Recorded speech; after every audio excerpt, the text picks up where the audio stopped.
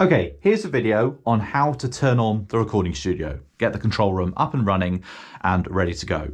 The first thing to talk about is the Mac. I very rarely turn off the Mac because it's used so often, I just put it to sleep instead. So you might need to wake it up. To do that, just press the space bar and it should wake up. It does have a special user account which is just for use in the studio, but I'm the only person who has the password for that account. So I will need to log you on. That's just so I can keep track of everything that's going on. So the Mac is ready to go. We now need to get the hardware parts of the studio ready.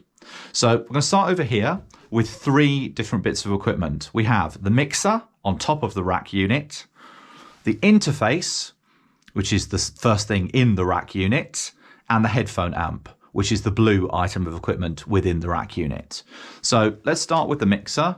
The on control for this is on the back, which is a little bit awkward. So we reach to the back corner over here and there's a rocker switch. Flick that and we'll get life from the mixer. All of the lights should be on. Very common mistake that people make is they don't turn up the master fader. If you don't turn up the master fader, which is over here, you are not going to get any sound from the computer. And as a result, people think that something is not working or they haven't plugged something in right. It's a very, very common mistake. So I'm going to turn the master fader up to the U marking. Okay, now U stands for unity gain. That means there's no amplification, there's no attenuation going on. The mixer is just letting whatever signals in it receives go through to the monitors. We'll turn those on in a minute. Okay, the interface, very straightforward this one, on switch on the end.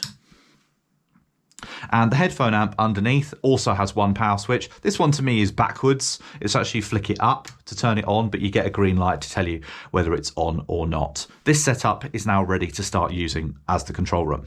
Finally, we've got the monitors. Okay, not speakers. Remember, they are studio monitors because they allow you to monitor what is going on in terms of the recording. We need to turn those on. So turn up the dial.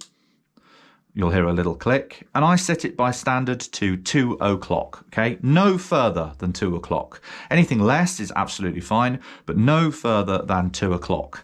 If you still haven't got enough signal coming out of your monitors and it's at 2 o'clock, don't turn them up, because if you turn them up to maximum, you're just gonna overload the speakers and potentially damage them. You'll need to do something with your levels, either with the mixer or with the interface, which we'll get into a little bit later. Don't ever put the monitors higher than 2 o'clock. And while we're here, don't ever forget the golden rule of the recording studio.